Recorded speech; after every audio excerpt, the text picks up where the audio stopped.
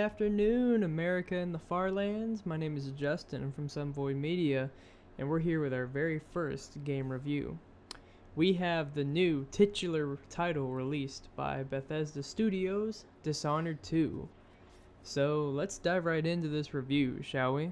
So the general layout for game reviews that we're going to do on this channel is going to be broken down into 3 sections. Campaign, art style, which includes graphics, and multiplayer. But since Dishonored 2 doesn't have a multiplayer option, it's going to be one of the shorter reviews. I say that now, but just wait until I actually start going on my tangent about it. Anyways, let's get started. Now we're going to talk about the main chunk of the game, the campaign / the story of Dishonored 2. Well, my thought on the story as a whole is that it expands on Dishonored's original story while adding new twists that don't necessarily break the immersion. Don't get me wrong, it's still a Dishonored game, but it does feel new. It feels like it's not rehashed like, say, Call of Duty, because you get a lot more. You get new gadgets, new powers, new enemies, a new setting. Everything just feels refreshed and sort of like new, even though it is just another Dishonored game. The setting, Serkonos, Karnaka, very, very beautiful and very new feeling. It's not something you're used to seeing in a Dishonored game because it's a lot more personalized. I say that in kind of a weird way, in meaning that it feels unique and individual. Like the cities, the citizens, just the whole layout of the entire place just feels very nice. I guess that's the only way I could say it. Now Dunwall. You spend the first mission and the last mission in Dunwall. The Dunwall in the first mission you don't get to see very much, just a couple of streets, and it's littered with dead bodies, but it kind of brings back the Dishonored 1 nostalgia feel, which is something I like experiencing. Now in the very last mission when you go back, they get the ambiance perfect. It's all dark, dreary, dead bodies everywhere. You can definitely tell that something major went down, and that Delilah, being the Empress, isn't very good because everything's dead and scary, and there's wild dogs roaming the streets, dead bodies everywhere. It's definitely very good at hitting you right in that nostalgia, and then taking that place that you know and just twisting it around to make it look just awesome. The campaign is also a lot more difficult. There's a lot more enemies in certain places, and they have better vision, or at least to me it feels like they do. It feels like they can see you a lot better, and that you gotta adapt a little bit more to get around them, especially when there's so many of them. Speaking of enemies, the new enemies like the Clockwork Soldiers, the Bloodflies, the Howlers, they put even the veteran Dishonored players to the test. Like me, they require us to adapt to these new attack patterns and all this, and it definitely has a learning curve, but that's a good thing because I don't like going into a sequel of a game and basically already knowing how to beat it in Ghost Non-Lethal. It's definitely a lot of fun to relearn the game and learn how to fight these new enemies. And speaking of Ghost Non-Lethal, they did add no powers mode, which is a third way you can play the game, and it definitely truly tests the player's stealth abilities because you can't blink around, you can't use Emily's far reach, you can't do any of that. You kind of have to be bare bones, which I really like. I'm halfway through the game on the no powers mode, and it's definitely quite testing. It's a lot more difficult, and it's very interesting. I'll just put it at that. So if you guys get a chance, definitely do no powers mode. Now, within your review, there does come the bad things, so I think I'm going to start going into a few of the things that I've found not so favorable. First off, Emily's version of Blink, or Far Reach, is really glitchy and frustrating to use, because, you only be able to use it to go to certain areas that are pre-marked by the cursor, unlike Corvo's Blink, where you could do it straight in the middle of nowhere and just blink out there and do nothing. It's definitely got a little bit of a learning curve because my first playthrough was with Emily, and that Far Reach got pretty frustrating in some very stressful times. Like I killed someone and grabbed their body, and I had to hide before like a clockwork soldier saw me, but the far reach was just refusing to cooperate, and I get into a confrontation I don't want to be in.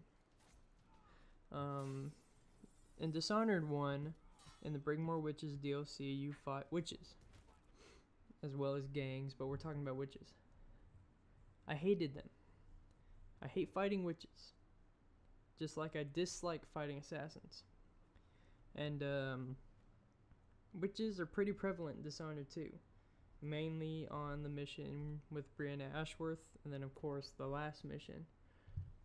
The reason I don't like them is because they teleport around with their version of Blink a lot, and it's really annoying, especially because when you're playing on the Xbox One, one of the downsides is, I don't know if it's just my TV, which it shouldn't be because I have a really good TV, but the frame rate drops quite a bit at certain times, and it's hard to keep up with the witches when they're just teleporting everywhere.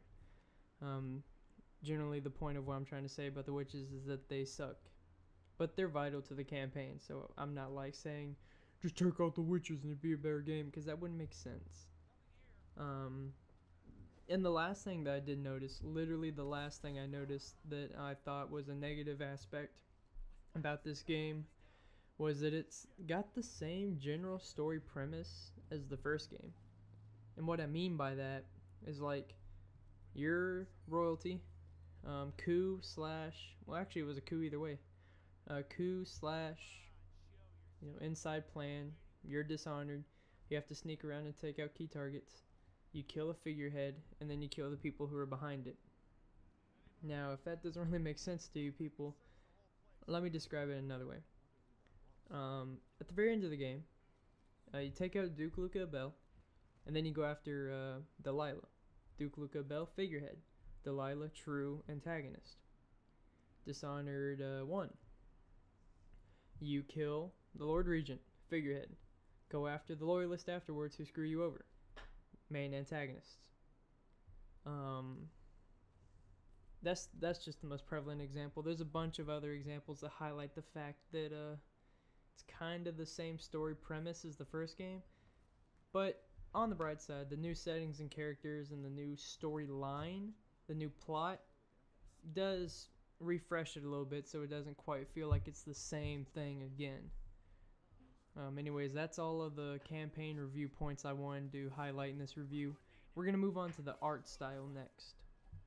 Now on to the art style. There's not a lot to cover with the art style, but I do think that it has a more realistic twist on the cartoony look of the first Dishonored. Now in the first Dishonored, they didn't go for hyper realistic or anything like that. They just wanted to have their own unique art style.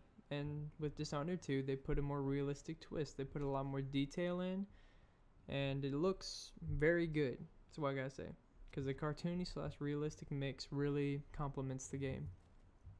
The colors are a lot brighter and more tannish browns and lighter grays than dark and depressing like in the first Dishonored game, which is something I really liked. It was a nice change of setting from the first Dishonored game. Granted, don't get me wrong, I like the art style and the colors of the first Dishonored game. I just like how they actually changed it up with this new game.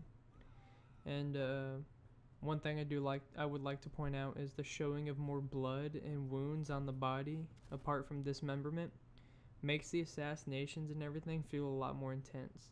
Like if you go behind someone and stab them in the throat, you'll actually see like a bloody patch on their throat, which I like that. It's pretty interesting.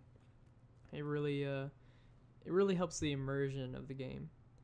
And then another thing I already commented on was Dunwall after Delilah's takeover feels really dark, scary, dangerous, especially with dead people everywhere.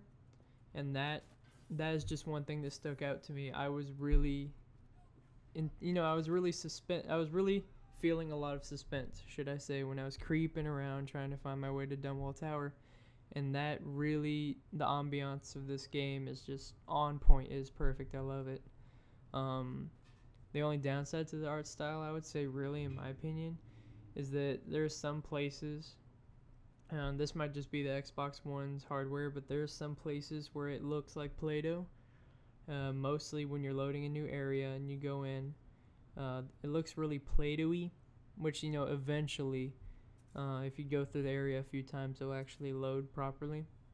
There's also a lot of glitches with the art style that kind of makes all the colors blend wrong, and it makes everything look really gross. I guess it's mainly on character models, or whenever there's collision with some objects in the world, it really screws up the textures. But other than that, I have to say the art style for this game is really good, and I really do enjoy looking at the game while I'm playing it. That's about it for the art style, really. Like I said, it's not a very big subject because there's not too much to say about it. And now, the final part of the game review is where I rate it. So, Dishonored 2 gets a 9 out of 10 from me, and that's mainly because I feel like it was very well developed and a lot of thought was put into the game.